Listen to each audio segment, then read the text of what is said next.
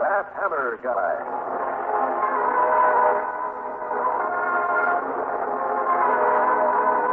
A guy skids on a banana peel, and for everyone who goes to pick him up, 7 characters stand around and laugh. Yeah, the joke is always on the guy who gets hurt. But maybe you're even worse because you go in for the professional fight, the gentlemanly art of self-defense, the animal art of slaughter. But you go first to Max Brady because you figure it's a shame to pay for a ringside seat at a slaughter. As fight managers go, Max is a pretty decent guy, and he understands it. This, Mike, I understand. You figure for this, a man shouldn't be forced to pay. You had it just right, Max, 100%. Just like you had your take every week. Please, Mike, don't remind me of how prosperous I am not. With the stable of pugs you got, and especially that Mason kid moving up so fast? Moving fast he is these days, but not so far up. He's not hearing bells go off in his head yet. Worse. What could be worse for a fighter? What's the worst thing for anybody? You know that, Mike. You're the expert on dames. Maybe some of them aren't so bad. Name one. You got me there, Max. Yeah, and this man Wakefield's got Bill Mason. He's got him good. She's strictly a wrong dame from the right side of the tracks. Why'd she have to come along? I wait 10 years looking for a kid who can cop a championship, then she comes along, this Wakefield dame. I tell you, Mike, this ain't the usual dame. They're all unusual. Unusually the same. This I know. This you gotta prove to me. For some lousy tickets to the fight? For me, a personal favor? Well, Mike? This Wakefield dame is from uptown, huh? Strictly Park Avenue. But crazy. Crazy how? Crazy for the kicks. Why'd you have to pick on my Billy? They don't even speak the same language. The same in any language, Max. Hangs on them like a leech, won't let go. Got him breaking every rule in the book. Some days he's so brisk he can't go 2 rounds with a sparring bump. Okay, I'll look up this Wakefield dame. Too far you don't have to look. She's upstairs in the training gym now watching Billy work out. I mean, getting worked over. You go up there, Mike, huh? You see how crazy she is.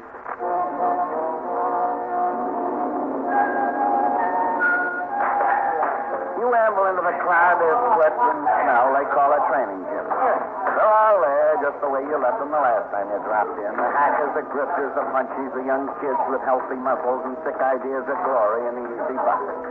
You spot the Wakefield dame standing at the apron of the practice ring, a milk stole loose on her shoulders, her eyes tight on Billy Mason as he spars disinterestedly with her flabby pug. And right away you see what Max Brady meant when he said she was kick crazy. Every time the pug slaps Billy in the face, her eyes light up like a pinball. You go over and get in between her and the ring. Do you mind getting out of my way? I've been hearing interesting things about you, Miss Wakefield. Oh? My name is Mike Hanna. I'll try hard not to remember. Now, please stand aside. You remind me of a dame called Madame Lafarge. Really? Yeah, she was the character that her kids knitting while she gawked at the aristocrats' heads roll into the guillotine basket. In case you didn't know. I know. The French Revolution always fascinated me. Like fighting? Like fighters. Well, your boy up there is getting his head handed to him by that blubbery thug. Show him a little mercy and throw in your mink towel, lady. Too right. Down and out. Okay, Madame Defarge. Now knit 3 and purl 1. Nan Wakefield brushes past you and climbs up into the ring. And a change in her shocks you when she lifts Billy Mason's head from the sweaty canvas and nestles it close to her tenderly. And when his tired, pained eyes open, a warm smile spreads over her face. And then she kisses his swollen lips and purrs softly in his ear. You'd like to think it's all sickening, but you can't. Because for one long minute you imagine that your own ear is cauliflowered and caressed with husky whispers. You get out of there, but the Wakefield dame's perfume tails you like a hungry cat. Max Brady isn't in his office like he said he'd be. You try the corner pub where the fight crowd hangers-on hang out. Max hasn't shown there yet, so you slide onto a bar stool and wait. The sting of her perfume still smarts in your nostrils, so you try to erase it with a parade of bourbons. The bourbon works, and 10 drinks and 4 hours later you reel out of the gin mill and set your compass for home. You open the front door and set a course for the bedroom. Welcome home, Mike. Your friend, Captain Pat Chambers, is sitting on the divan. Charming place you got here. Oh, I'd hoped you'd like it. I worked hard to make the color scheme suitable down to the last cigarette burn in the rut. And nobody can ever accuse Mike Hammer of having good taste. That's what I always say. What else do you say, Pat? I mean about being here. Where you been all day? Picking daisies. Yeah, you smell it. Brewery daisies. Since when do I have to account to you? Look, even I get tired of that fresh talk of yours. And all along I thought you loved me. Come on, Mike, let's have it. Where you been? My, don't we sound official? This is official. What's it about? You're friendly with Max Brady. What's he got to do with it? I want an answer. Okay. Max is a friend of mine. Matter of fact, I've been looking for him. You saw him today. I saw him this morning. Not after that? No. Now are you going to tell me what it's all about? Yeah, now I'm going to tell you. I saw Max myself, only he didn't look so good. Max is dead. Didn't take you more than one guess, did it? Yeah, he's dead with a bullet hole clear through his head. Now, you tell me how it happened. Me? How should I know? You sure did happen here in your place? What? Take a look for yourself. Your bedroom's more in a mess than ever. After you see what's left of Max Brady, you come back into the living room with Pat. He starts asking the questions, and you give the answers, but just the part you want to give him. You tell him Max has some trouble. He's got no troubles now, but you have. You manage to talk Pat into half believing you. Okay, Mike. But you knock off being Mother's little helper. Me and my squad are on this now, and I want no interference. Somebody interfered with Max Brady's living. He needed your help, and you're not stopping now. You figure you'll start with the guy who hurt Max where he lived, when he was alive. You go back downtown to the training gym. The joint is almost emptied out, but the cloud of smell and sweat still hangs heavy in the air. Billy Mason is over in a corner working on the light bag. You looking for someone? Just found him. I lose him again. I checked around, Mason. Understand you were away from the gym here for a couple hours this afternoon. I didn't think you were interested in fighters. I'm interested in that dame, still. Yeah, so I noticed. I noticed you noticed. You don't worry me, Hammer. This is your part as a lady. Story of my life. I like short stories. And short careers, according to Max Brady. If Max sends you, go back and tell him. No use telling Max anything now. It would go in one ear and out the other, just like the slug went through his head. Max is dead. Don't get hysterical with grief. Why should I? He brought you along. He made dough on it. And he lost plenty of sleep. You'll make it up now. Where were you this afternoon? You're no cop. Okay, I'll find out. So go ahead, find out. She made you change your mind about Max, didn't she? Got a mind of my own. Nobody's going to ruin my life outside the ring. Good fighters live in the ring. I stood with one side there. I didn't take any place to give up living when I signed with Max. And neither did Max when he signed you. I think he was a pretty great guy, don't you? He was level, which is a lot more than you can say for most of the characters. Well, let me tell you something. You think it's pretty crummy of me making around tonight, don't you? What do I care how crummy you get, but Max did. Maybe you ought to know that even managers that go around acting like Sunday school teachers have their own special kind of nightlife. What's that supposed to mean? It means that maybe Brady wasn't a real live doll. You figured. You don't have to believe me. Check with Lou Biloxi. He's no friend of mine. No, but there's someone else who is. Yeah. But just remember, Ned and I want to keep it that way. Way I figure, Mason, if it's good enough for you, it's good enough for me. It's a little too good for you, Hammer. But this is good enough. Oh. Yeah, that's it. You're just right.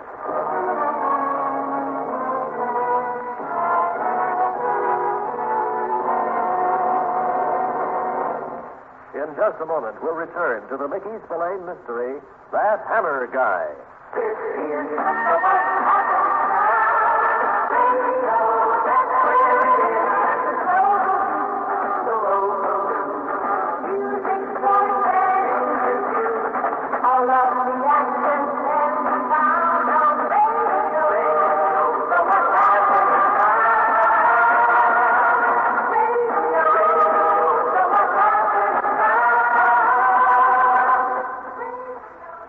And now, back to the Mickey Spillane mystery, That Hammer Guy.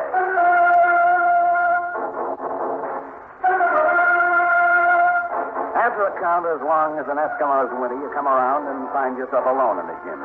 You pick up the pieces and glue them together so they look like Mike Hammer.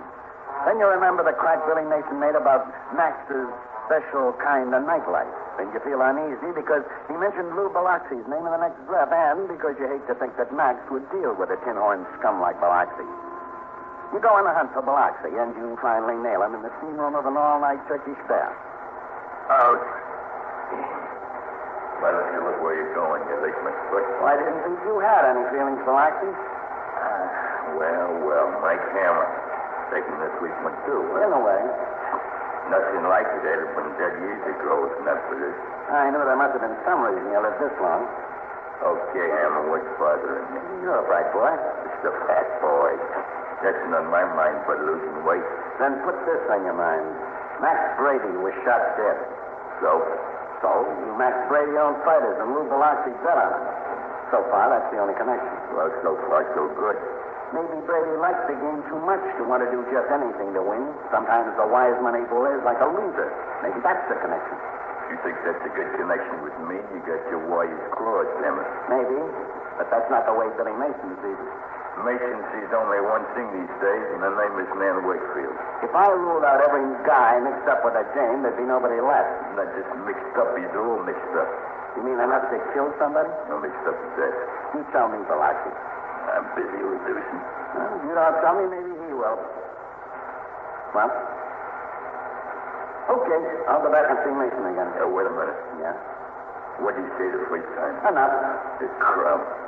Sticking that all around. Meaning on you, too? Not me. I don't dirty my hands with fighters. Oh, no, you're a real clean-type fellow. But Brady's sickened out. Broke training all over the place at that Park Avenue dish. That monkey around with fighters. Come on, Biloxi, let's have it. I'm sweating bullets in here, and people are dying to talk to me in comfortable places. If you want it, you can talk to the cops. You like hot spots.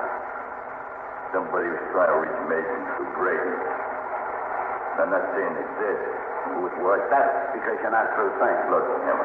You're in this up to your fat chin, Biloxi. You want to take the rap of the first guy home with a cute story? Okay, Emma, but you protect me. Keep talking. Look, if this is the way the gimmick went, I'd...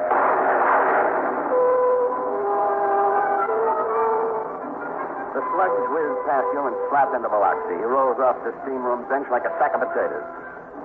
I figured every hour I spent here after years to my life. You scramble across the room, but the steam makes its ceilings airy, and you smack into a wall full of wet towels. When you finally yank open the door, nobody's outside. By the time you get back to Biloxi, he's had it. Nothing to do now but put through a call to Pat. So this is your idea of no interference? You light up a cigarette while he says the rest of his piece through the phone. When are you ever going to get it through that thick skull of yours that official business is official? But I just happened to come down to the Turkish fair. I was only minding my own business. You could start trouble at a church supper. But Pat... Don't pat me.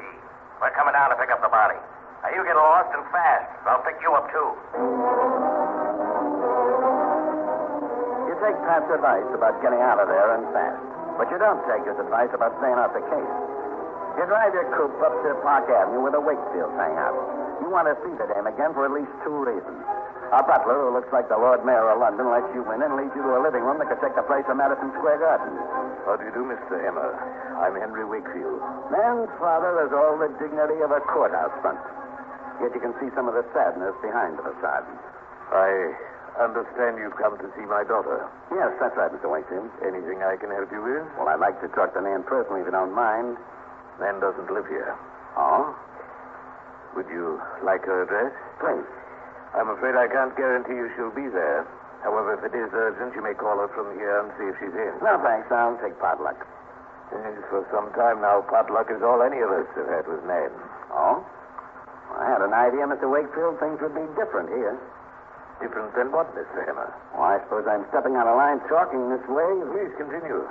If it concerns my daughter, I would like to know. Different from what, Mr. Emmer? Different than they are with her friends downtown.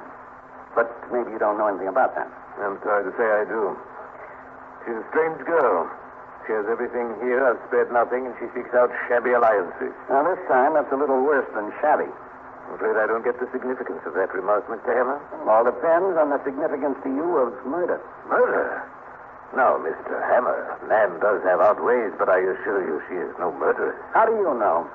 How do you really know what people are capable of? Even your own daughter. Mr. Hammer, what business are you in? I'm a private investigator. I see. Mr. Hammer, I'm willing to pay you handsomely. To keep the good name of Wakefield out of it. No, the only thing that counts is my daughter. I know she isn't involved in murder. All I want you to do is see that she is not involved. Now, as for the amount... You haven't got that much money, Mr. Wakefield. There's no such thing as being just a little guilty. Please, Mr. Hammer. I'm sorry for you, Mr. Wakefield. Yeah, I'm sorry when the father has to pay for the sins of the child. You get Nan's address from her father. It's only 30 blocks down to the village. But you know that attitude is really the distance between people, not places. You always thought you were an expert on why girls leave home, but When you amble into the walk-up where Nan Wakefield has her fight, you feel as if you just switched from a good bottle of bonded bourbon to a dirty glass of stale beer. As your finger jams the doorbell, you wonder why this particular dame left home. The door is opened, but not by Nan. What do you want, Hammer? Billy Mason glares at you like a Republican glaring at a Democrat around election time. Who invited you? Maybe, Nan. Well, you try to kid. Who are you? I don't want any riffraff like you around here. Only fancy prize fighters, huh? You don't have a very good memory, do you, Hammer? I still haven't forgot about Max Brady. He doesn't count. Then why should Lou Biloxi? He's dead, too, haven't you heard? He'll never be missed. Think that excuse will stand up in court? I don't know anything about courts. All I know is about fighting. Remember that now. Oh, you mean the clip you gave me? That? No style at all. That fall I took was a fix. Okay, then I'll try another round. That's a little better. That would have had Max's approval. But the question is, can you take a good punch? That calls for genuine style.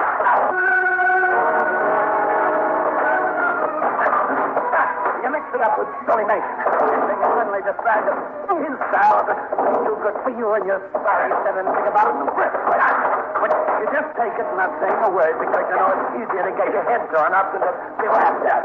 You keep taking it until all you can make out is the crimson of your own blood and fists as they keep stabbing into your face. And then you go down. But not out as you prayed. He's dragging you up for the kill. You're almost glad about this when you hear Nan's voice. Stop it. Baby. Let him alone. He asked for it. That's why I like to give it the most, when he asks for I it. said let him go. Man, and he's got it coming. Get out. Let him alone, you animal. And get out.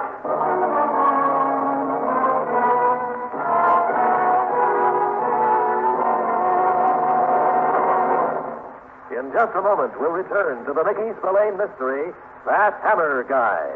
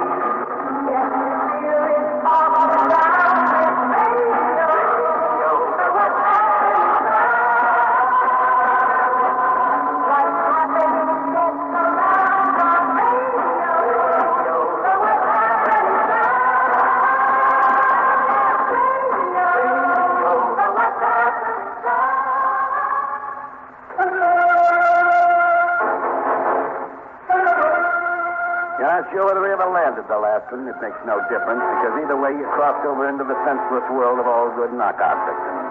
And when you finally come around, you know how a porterhouse must feel when it's been through a grinder. This will make it better, Mark. But you're a lucky hamburger at that, because your pulp of a face is being stroked with compressors by Nan Wakefield. Better now? That was a great fight. I'll be right home, Mom. You'd better wait a few days. I don't think you'll recognize me. Twist my arm and I'll wait a month. Now I know you're better. Hey, go easy. I'm not that much better. Just testing. You know what I think? Just about. I think you get a crazy bang out of beat up hurt guys the way some dames feel about mink. Mink is so commonplace. Easy to get. Yeah, when you start having it for baby carriage covers. The material things aren't everything in life, Mike. Having them never hurt anybody. Don't be too sure of that. Poor little rich girl. Everybody's looking for something in life. Like you, getting a bang out of taking care of hurt guys. Any objection now? Personally, no. But it does bother you somehow. Merely impresses me. It sort of fits into the picture of Max Brady's death. Max always wanted his boys to win. Always working, right? I've been known to knock off. And knock off now. Just proves how dull all work can be, doesn't it? You don't know that. I mean, as long as I get my head bashed in first. Some people like a good loser. And some people help them stay losers. Is that the best you can do? Talk. After Mason's work out on me, I got nothing going for me but my head. I'll take a rain check for when the scars heal. I only play scheduled games. Okay, so I promise to wear a bloody nose. Promises don't mean a thing. You live only on trouble. You don't know what fun is. That's where you're wrong. I invented the game. Only first things first, and first comes Mike Hammer himself. And I'm the closest thing to a suspect the cops have with a murder of two guys. But you know more than I do. Only about fun. It's not funny to your old man. You spoke to my father? Yeah. I don't think he's not chewed up inside over your clowning around in the lower depths. A very impressive man, my father. A very sad man. But that doesn't mean anything to you. The conversation has taken a very boring turn, I'm afraid. What should I do? Bash my head against the wall to get it interesting again? There's nothing you can do now. Get out of here.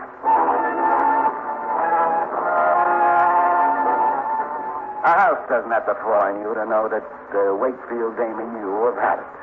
And that what she knows is going to stay her business. You leave her with a bite of regret because she could start a fire in a cold storage vault. Then you push her off to Billy Mason's place. You figure it's still easier to do business with a muffled mug than with a dame who's flipped. You want to surprise Mason, so you let yourself in through a fire escape window, but you're the one who's in for the surprise. Mr. Hammer. Everything about Henry Wakefield is still dignified. Everything but the gun he points at you. I didn't expect to meet you so soon again, Mr. Hammer. But you were going to look me up. I'm sure you understand why now. You know, in a way, I still feel sorry for you. You needn't. My problem will be solved shortly. Don't you wish it? Your daughter will find another guy. This time she might change. No more than you will. And murder's only made you worse. I did what I had to do. It was for man's sake, I can explain. It's not hard to figure out now. You wanted Billy Mason to be a loser, so you got Biloxi to put in the fix with Billy. Mason would then be no longer attractive to her. That's where your daughter double-crossed you. She loves a loser. But why Max Brady? Somehow he found out. He went to your place for protection. But you got there before I did. And you got to Biloxi before I. But that one didn't do either of us any good. But this does. Still Mason. Yes. There won't be when he opens that door and walks in. Well, it gets easier as it goes along, Wakefield. No, it just seems to become more necessary. Well, you can stop now. You know I can't. And you know it's useless. Nothing I do for my daughter is useless. You've already done enough to her. I've given her everything. Yeah, everything but the right to live freely. No guy was good or decent enough for her. Makes no difference what you say. I'll continue to do what's best for my daughter. You know you can't reason with him. He keeps one eye on you and the other on the door. You know you're walking around the crater of a volcano. You know it's going to erupt the second that door opens. Time drags by like the feet of a guy walking the last mile.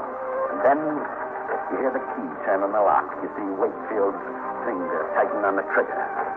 When the door starts to open, you close your eyes like you were going to get the slug yourself.